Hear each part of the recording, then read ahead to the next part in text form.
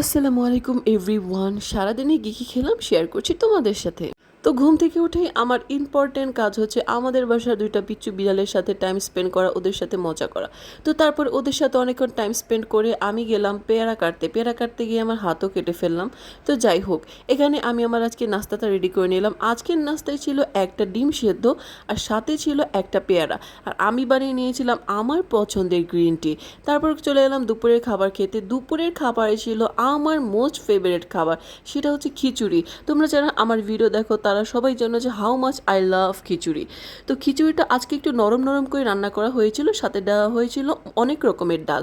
খিচুড়িটা আমি প্রথমে ডিম সেদ্ধ বা ডিম ভুনা দিয়ে খেয়ে নিলাম, তারপরে এখানে খেয়ে নিলাম মুরগির মাংস। মুরগির মাংস এই কলিজার পিসটা কিন্তু আমার খুবই পছন্দ, তাই আমাদের বাসায় মুরগির মাংস রান্না হলে কলিজার পিস সবসময় আমাকেই দেওয়া হয়। তো খাওয়া দাওয়া শেষ করে একটা কোক না খেলেই না, কোক না খেলে তো আমার আসলে হয়ই না। কোক আমি অনেক পছন্দ করি। তারপরে আজকের সন্ধ্যার নাস্তায় ছিল মুড়ি মাখা। রাতে আমি বানিয়ে নিয়েছিলাম নুডলস। আমি আই ডোন্ট নো কেন আজকে হঠাৎ করে আমার অনেক নুডলস খাইতে ইচ্ছা করতেছিল, আর নুডলসটা মেয়োনিজ দিয়ে খাচ্ছিলাম, অনেক মজার ছিল।